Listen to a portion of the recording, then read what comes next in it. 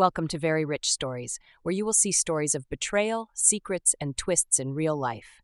And now, he moved to our dream home without me, so I took it all back. Welcome to the beach, King Loser.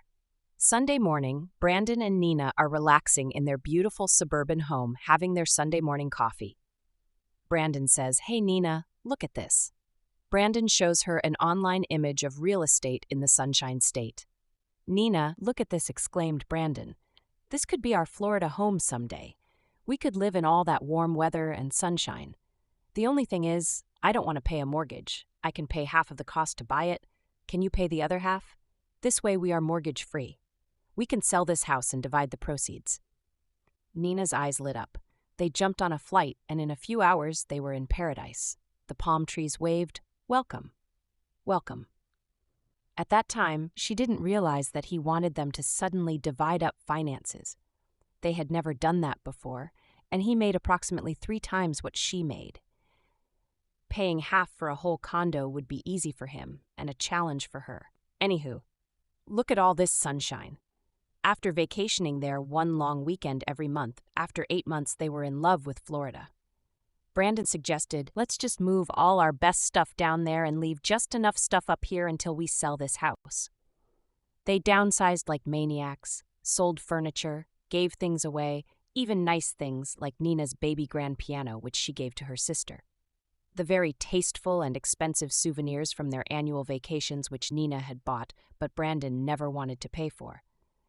They scrimped dinners, saved cash, sold things, raided savings accounts to get the money for the condo. Well, she did. Brandon had more than half just sitting in his checking account, she'd come to find out later. But together, they got the funds for the condo. Brandon had insisted it was such a great investment and a great price with others in the high-rise worth 30% more. This was the deal. This was a real investment. The Florida condo becomes the museum of everything they value. Meanwhile, the home they actually live in becomes a gray shoebox of regret. Then Brandon decides that their suburban home would sell better and faster if they moved and staged the house for sale. Nina agrees since Brandon is usually really good with money and real estate. They move into a tiny rental and don't even unpack, really. "Brandon, this is the ugliest place I've ever seen, been in, or lived in." "Why? Why are we here?" Brandon promised, "Just a little while longer, babe. I placed candles where chairs used to be, trying to make the best of this situation. I learned how to make a meal feel like home without a dining table. You can live on promises if you believe they are mutual. I did." Nina lists furniture online, counting cash into a Florida envelope, closing the door of a storage unit labeled condo only. Brandon snapping selfies on work trips, sunglasses, and palm trees. His trip south got longer. His return smile got brighter. The condo had air that hugged you back. He said it would be ours. The promise of paradise. Nina and Brandon have been married nearly 10 years. Not perfect, but deeply committed, or so she believed. They talk about dreams the way people talk about retirement or winning the lottery. Beach mornings, warm air, a place built on peace. Florida becomes their symbol of better days ahead. They sell their beautiful home up north, the place where they built their marriage. They downsize so severely that Nina sometimes cries on the floor of their cramped rental. Brandon suggests that they should only move their best things to Florida. Their art, family heirlooms, their best and most expensive furniture. All the most precious pieces of their history to the Florida condo. She thinks it is a sacrifice they are making together. Brandon says, "We'll get through this. The payoff is going to be incredible." She smiles and believes him. "We flew down often to both relax and decorate. We did fun things together like check paint colors and delivery dates. We went for lunch at a really cute beachfront cafe." Florida. Golden hour. "I wore a dress he once called my sunshine." He never looked up from his phone. A 25-year-old waitress comes to serve them. "Welcome. What can I get you to?" Brandon suddenly turned on charm that I didn't know he had. "What do you recommend? You sound like you know everything on this menu." The waitress laughs and says, "I try." He asked her name, complimented her bracelets, held her gaze 5 seconds too long. I told myself he was being friendly there, but this was starting to be his habit whenever young women were around. It wasn't foreign to me. I had been a waitress in college, and I was creeped out when 40-year-old dudes tried to hit on me, so I only imagined how this young lady must have felt. The next day at a beach bar, the bartender asks, "2 mojitos?" Brandon says, "Make mine strong." For bravery, I am thinking about a big move. The bartender teases, "Big moves need big tips." Brandon grins. "How big are we talking?" Nina remains quiet. Brandon, without looking at her, "Relax. We're celebrating." He didn't lower his voice when he complimented her smile. He didn't stop when she leaned closer to laugh. He touched the bar with the showy confidence men use when they think humiliation can be disguised as humor. Nina says, "You flirted with her right in front of me. That was cold-blooded." Brandon defensively, "I was being nice." "Do you want me to be rude to people?" Nina answered quickly. "We've been together for years, Brandon. I am due some respect." He answered harshly, "Yeah, we're together, so stop making everything a problem." The word problem lodged behind my ribs. I watched the dark water breathe. A woman can collect 1,000 small stings before she recognizes venom. In the bedroom later, Brandon texted someone while the shower steamed the mirror. I caught a name I didn't know and a heart I couldn't ignore. That was the first night I didn't sleep beside him, even though we shared the same bed. Slow changes, sharp words. Brandon seeks silence more than conversation now. He becomes a ghost in their tiny rental. His business trips shift south, longer stays, better moods when he returns. He talks different now. He stops saying our future. He starts saying my plans. Nina asks gently, "Are you still happy?" He responds, "Don't pressure me." The Florida dream suddenly feels like her cage. Soon, Brandon starts acting brand new. Late nights, at work, yet working less. Smiling at his phone in weird corners of the house. Weekend business trips to Florida. Then he floats the line, "Florida might be better for me sooner. Plus, I can work remotely, and you can't. You should stay back and finish up everything you're doing here." Translation: he wants the dream life alone. One night, Nina overhears him say, "Once I'm settled, I'll explain it to her. She likes stability. She'll be fine here for a while. I cannot do this cramped life anymore. Florida is where I breathe." He said I. He said once I get settled. He said she'll be fine. He never said we. Once I'm settled in Florida, I'll let her know it's over. That's when Nina's heart breaks, and her planning begins.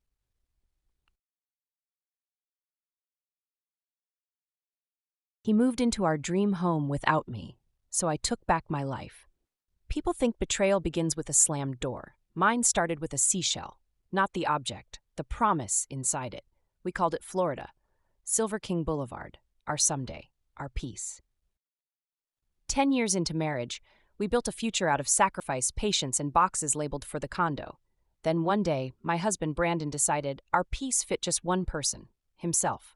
We sold our house in the suburbs and moved into a small rental to funnel money into a 3-bedroom plus a den, exquisite condo on the west coast of Florida. He said this is the side that doesn't see a lot of storms or hurricanes. As usual, Brandon is always researching something, so I trusted him. I felt safe with this plan. The condo became our museum. Our wedding gifts, art, the blue quilt my grandmother hand-stitched, the Persian rug that had been in our family for generations. Everything we loved migrated south. So we sold our real house and moved into a small, depressing rental for a time, until everything wrapped up and in a couple of years we would move there.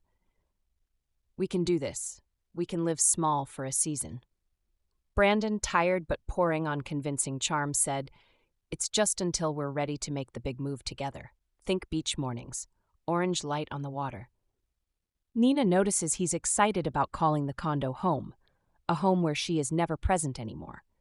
He starts arranging to meet his family and friends there, without her, without telling her, without inviting her, like it is his condo alone. That's when Nina realizes that Brandon is planning a life without her, in the place they built on her sacrifices. Her heart breaks open like a storm. Nina sits in their tiny, ugly, downsized living room, surrounded by cheap furniture and peeling paint. She touches the ring on her finger that suddenly feels like a shackle. She whispers to herself, "I gave up so much for us. Who gave up anything for me?" This time, she doesn't cry. She plans. There are silences that cradle you and silences that starve you. Ours changed. Brandon sat in the kitchen scrolling late, the screen lighting his face like a secret. Nina asks, "You all right?" Brandon answers, "Tired. Work's heavy," he said my plans. More often than our future. He slept like a man who knew a date the calendar hadn't told me yet. Wednesday evening, she picked him up at the airport from one of his business trips. He says the trip was productive. I might need to be down there more. Get things ready. Nina says, carefully, "Ready? For us?" Brandon, after a beat too long, "Sure. For us." It was the "sure" that chilled me. The clipped agreement of someone who had edited me out. Nina decided to take some steps to secure her own future. One, she was never going to leave her job or give them notice. She put in for a promotion that became available with a pay increase and more perks and upgraded benefits. She told no one, not even her mother. Definitely not Brandon. No one. She was strengthening her resolve and her roots. She secretly signs a lease on a beautiful new apartment in her name only. There is no way she was going to be left in that broken-down rental. She tells no one, not her mother, not even a friend. She has the key, all the keys to this place. Light pours in through windows that actually open. It's empty. For now, but it is hers. She exhales freely for the first time in a long while. She returns back to the ugly little rental before Brandon even notices she's gone, as if he would. When not on the phone, smiling at it, texting, acting like a high schooler, Brandon is roaming about the neighborhood, exercising like he was going to be drafted by a pro ball team. While he was doing that, Nina makes her own plan. He tells her, "I've given notice at work and I'm cashing in all my retirement accounts and moving. Just 2 more weeks." "What do you mean, you're moving? It's our vacation home." "Well, I'm making it my home. Brandon, you're planning to just leave me here, in this place?" "Well, Nina, it just doesn't make sense for the condo to be there and no one is living in it.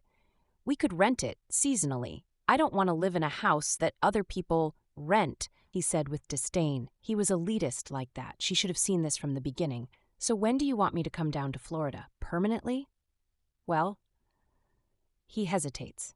"Take as long as you want. It really doesn't matter." "It doesn't matter?" "Brandon, what does that even mean?" "Nina, I'm leaving. Period. That's it. We're done." "What? You mean this whole moving and condo thing was a charade?" "No. Well, not at first. It's just that I need freedom. I want to pursue my options." "What options?" Brandon was silent for a moment, then said, "After I'm there, we can make plans for you to come down and get your things out of the condo." "Brandon, you mean all the things we just paid thousands and thousands of dollars to move there? Now to pay thousands to move back? And now we've sold our house, I've given all my things away?" She pauses. Brandon wants to play? She then continues her act. 10 years, Brandon, after 10 years? "And where am I supposed to live?" Brandon got stern, like he had the upper hand, and said, "Nina, just let me know when you are coming and you can have movers to bring your things back." But 2 weeks? Thinks Nina. Little time, thought Nina. When Brandon was out of the house, she nervously placed what may have been the most important call of her life. "Macy, this is Nina in 502. "Oh yeah, how are you? I'm okay, but Brandon is planning on moving to the condo permanently, okay, without me." "Oh, in 2 weeks. Oh, I see." Nina didn't hesitate further. "So could you quietly and confidentially help me?" "How?" asked Macy. "I need some interstate movers who can come to the condo as soon as possible, pack up my things, and bring them back up north to me." "No problem. We are not supposed to do this, but I know the exact company. I'll give you their number and you can set it up. The only thing is, I cannot know anything about this, and you cannot say that I helped you at all." "Oh, Macy," she exhaled, "you're a lifesaver. I'll call you back as soon as I set this all up. And no, I'm not telling Brandon a thing." Moving company. She books a team for next week with itemized instructions and a certificate of ownership. Bank. She wires legally documented funds for logistics, uses her separate account and receipts for marital property transfers. Only thing now, the last time they were at the condo, Brandon had taken all the keys to the unit. All the keys. 4 sets. Why did he need all the keys? He was smug about it, too. That made her suspicious. He had told Nina, "I'll just keep these. It will be better if they are all in the same place." She had not resisted, except mentally. That was one of the first things he had done that caused her to start to suspect him. Right after she contracted with the movers, she had begun looking for the keys. On the 3rd night, she found them, in his backpack that he always flew with. She left them there and wouldn't move anything until the absolute last moment. If she hadn't have found them, Macy letting her and the movers in was her backup plan. Either way, she was getting into the condo to get her things. One Tuesday morning, Nina got up early. She had taken the keys from Brandon's backpack as soon as he started snoring the night before. That next morning, she quietly left the house. She told Brandon the night before that she had an early morning at work, as if he cared. She went to Reagan National Airport. No luggage, just her purse. I refused to become a ghost in the very life I built. I would not punish him. I would remove myself from his stage. The first leg of her flight stopped in Charlotte. She was used to this. After all, they'd flown to Florida every month since they bought and decorated the condo. A loud announcement blared throughout the terminal. The Charlotte to Florida flight has been delayed. Nina checked the board. Time of departure was blank. How long? Nina asked at the desk.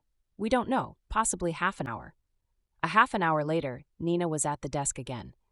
We expect to have a plane in about an hour, the airline attendant said. Nina was exasperated. She was hours from home and hours from Fort Myers. What should she do? She was thinking of checking with another airline just when she got a call from the movers. Ma'am, we were just at the condo and no one is there. The entrance is locked and without a code we can't even use the elevators. We are turning around. Oh, please, please don't turn around, she begged. My flight was delayed and I'm about to board now. I should be there in an hour and a half. 2 hours with traffic. Please go in and start. Macy, you all know Macy, right? Yes, she will let you in. Nina called Macy and told her, just have them start in the kitchen. That's the last boarding call. I've got to go. I'm on the way. Once they get there, don't let them leave. Please. Finally, almost breathless, Nina arrives at the condo, uses her key to get in and into the elevator which opens to their suite. How fancy, she thought. She is going to miss this. But time was of the essence now. Sunlight spread across the family heirloom Persian rug. It felt like it had been waiting for me, wondering where I had been. I touched the tassels like a small prayer. Nina says to the movers who were already busy, boxing and taping and stacking, these items are marked. Handle the rug carefully. Everything goes to this address. You have that on your documents? Okay, great. No pieces left behind. Thank you all so much. With the help of Macy and 3 seasoned movers, Nina nearly empties the condo like a magician making the Statue of Liberty disappear. She took everything that was hers, that she had chosen, purchased, and cared about. She even collects the wine cellar, the patio furniture. He bragged about, but didn't want to pay for when they had found it out shopping one day. Both beds, including the guest room mattress that still has the plastic on it. Every mattress that he didn't want to pay for when Nina had said, Brandon, we need to get a new bed or a new mattress. She had already given away half of her life and her things when they downsized from the house in the suburbs. Why would she just let go of the rest? This is crazy. Oh, but it was getting late into the afternoon. The movers weren't finished. She had to leave. She just had to. 4 p.m. was the last flight back until morning. She did not want Brandon to know that she had come to the condo today, so she had to get home tonight, else how would she explain her whereabouts? Not that he would care. He never checked on her any workday. After 7:30 a.m. when they left for work, they usually didn't speak again until 6:30 when they arrived home again. That was the weirdest idea of a relationship that Nina had ever seen. But these were Brandon's rules. Brandon's emotional inadequacies. Nina leaves the place in disarray, but Macy has got this. She promises. Nina gives her a $1,000 tip and a couple of hundred each to the movers for taking care of her things. Nina made it rain up in that condo that day, and it was worth every dollar. Thank you, Macy. I'm sorry I won't be living here, but God bless you, and it has been nice to have met you. Thank you so much. Macy leaned in and whispered to Nina before she left. It's been nice to meet you, too. And I want to tell you that Brandon tried to get me to introduce him to my daughter. When? One of those times he came down here with his family. I guess they were family, you weren't with him. When did he meet your daughter? He has never met my daughter. And he won't be meeting her. I think he was just trying to meet every woman he could. Ugh. Disgusting. He's worse than I even realized, said Nina and walked out. Take care, Macy, and that man shouldn't be trusted with anyone's daughter. Nina ran downstairs. The taxi who met her a few hours ago was on standby for her. He was waiting to make sure she made it back to the airport in time. She heard her boarding call. She's back at the gate with a book and a quiet smile that tastes like justice.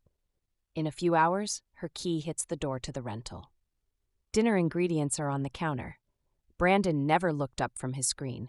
He didn't notice she was leveling up her entire life between breakfast and dinner. Nobody stays cooler than a woman who already knows the ending. She didn't raise suspicion. She didn't break stride. She didn't make a scene. She simply removed the stage he planned to star on alone. And he will spend the rest of his days trying to understand how he lost everything while she was right there the whole time. Yup, he never even asked her how was her day. Typical. He didn't ask. He didn't wonder. He didn't care enough to be curious. A husband who never checks in on his wife's day has already checked out of the marriage. Nina's silence didn't hide a thing. His silence revealed everything. He treated her presence like background noise, but soon he would find out what her absence would sound like. All day she traveled across states, negotiated logistics, safeguarded memories, reclaimed her dignity, and he couldn't muster a casual, "How was your day?" That moment right there, it tells the whole story. He forfeited the right to know her life the second he stopped asking about it. Nina didn't leave him in one dramatic explosion. She simply matched the care he gave her, which was none. And that's when the real power shifted. Well, Brandon, ignoring me again. You will see how this game is played, perfectly. That night, she is back home making lasagna like nothing happened. That night, while he was snoring, Nina slipped out of bed, took the keys to the condo from her purse, and put them back with the other 3 sets. He'd never know they had traveled, not her or the keys. Well, not until later. This, Silver King, is how it is done. Over the next weeks, Brandon gets bold, becomes harsher, crueler. Talks down to her, acts distant, hints at a divorce because he needs happiness. Nina plays the supportive wife. "Oh, honey, I want you to be happy." But inside she remembers the words of her grandmother, "Don't let a man tell you more than once that he doesn't want you." Yeah, at that moment, Brandon was free to go. Time would only see how it would play out. One night after a plain dinner at a silent table, Brandon finally announces, "I'm moving to Florida, alone. I just want to live there for a while, and then be free to live anywhere else I want. I want to just leave there with a suitcase." "What do you mean, Brandon? You want to be a nomad?" Brandon ignores her nomad question and finally states, "I am moving to Florida. I need space. You can stay here for now. I've paid the rent for the full term of the rental. It is up at the end of December, so you will need to find a new place to live." "What? In a month?" gasped Nina, pretending to be surprised. Brandon very coolly said, "It is better this way." "Well, thank you for telling me." Brandon, caught off guard, looked at her puzzled. "That is it?" Nina answered, "You want space. I want honesty. Seems we both made a decision." He waited for tears and a plea. He didn't get one, so he added, "And then you can let me know when you want to come down and get your things that are in the condo." I handed him quiet. He packed quickly, humming like a man with a finish line. "Just leave there. Leave everything in it when I sell it and just leave with a suitcase and live in different states for a few months at a time, wherever my kids are." A nomad thinks Nina to herself, then wonders, why does he want all their stuff, all their best stuff, with plans to just leave it in the condo when he leaves it? Is this a midlife crisis? This early? But she keeps her mouth shut. He acts like a man doing her a kindness by leaving. "I need space," he says. "You'll thank me one day." Nina responds softly, "Maybe I." Inside she knows, it isn't space he needs.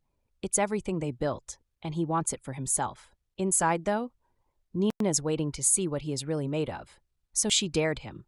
"You're not happy? Then go, and be happy. Go." He loaded up his car and selfishly just left everything he didn't want or that wouldn't fit for Nina to discard. The nerve. He called his friend Wallace from the car saying, "I'm on the way. I'm moving to Florida, and watch me live like a king." "Ah, man," Wallace said. "Congratulations and good luck. Wallace, you can come down any time, man." He left 2 days before Thanksgiving to drive all the way to Florida. That should take 2 days. In those 2 days and the days after, Brandon called her 0 times. He knew Nina would have no plans for Thanksgiving and would be left all alone. She was planning to let him know that she had been there and taken her things already, but since he never called and she was a fan of matching his energy, she didn't call him either. Too bad, thought Nina. Too bad. He arrives. The first of 3 of the gorgeous high-rises, Silver King Boulevard, punches in the elevator code. It rises quietly and opens gracefully to their elegant condo. It opens into nothing. Echoes. Bare walls. Where's the TV? There's a big NFL game that he had planned to watch on that TV that he didn't want to pay for when she said they needed an 80-inch.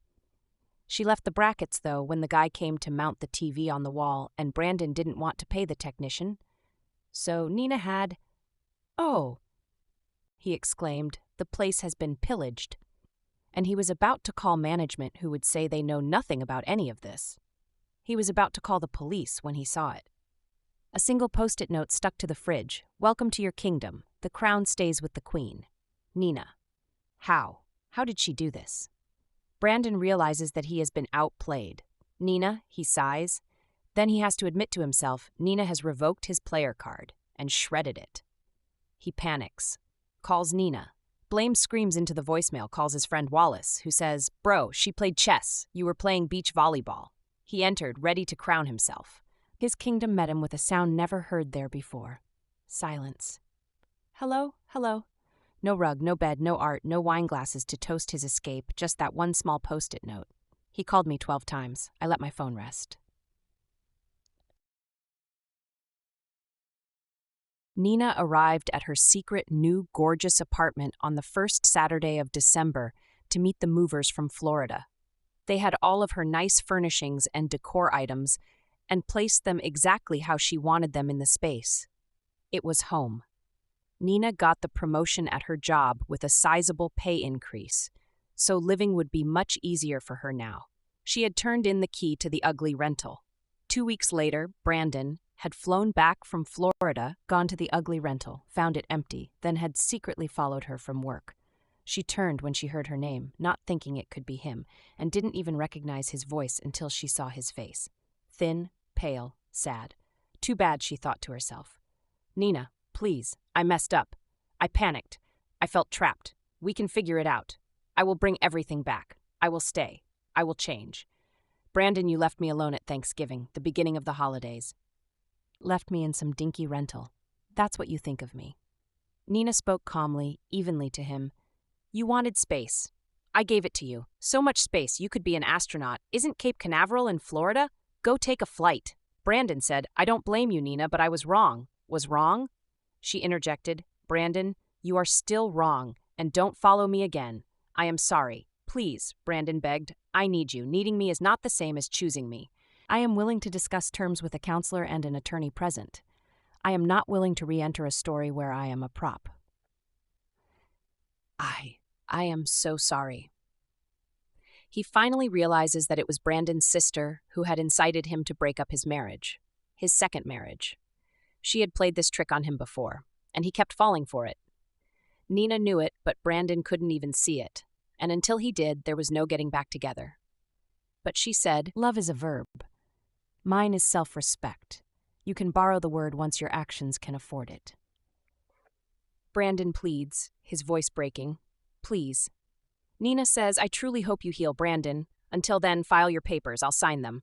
If not, I will file on grounds of abandonment, attempted theft of marital property, and cheating." He cried the way men cry when consequences arrive before denial can hide them. I did not feel triumphant. I felt steady. He wanted a vacation from love, so I let him take one in an empty condo. Now my place looks curated. It looks just right. Nina is in her new apartment sipping a glass of wine, surrounded by the life she rebuilt for herself, her favorite painting behind her, her wedding photo tucked away in a drawer, for now. I thought love meant surrender. Turns out love means choosing yourself when someone else won't. People think justice is loud. Mine was a key turning in a lock that belongs to me. Florida never was the dream. The dream was a home where truth could breathe. I have that now. The ocean will have to wait.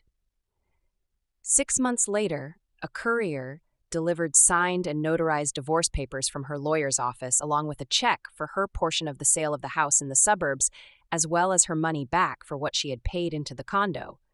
Her name was officially off that deed, and she had no ownership in it whatsoever. What a relief, sighed Nina. They deposited the funds into savings and felt more secure than before. 2 weeks later, she turned on her 80-inch TV and saw horrific scenes of a Cat 5 hurricane buffeting the west coast of Florida. The west coast, she gasped. Brandon said that area never gets hit. The weatherman said this is the first storm like this in 40 years. It's unheard of. She thought she saw an image of Silver King Boulevard, but she wasn't sure. But all the roads to the airport were closed, and there was a ground stop. No one could get out now. The Sunshine State. How ironic, she thought. Wow, she thought to herself, I got out just in time. Well, Grandma also said, God don't like ugly. Thank you for viewing this very rich story where you will see stories of betrayal, love, secrets, and twists in real life. Please subscribe and comment. See you next story.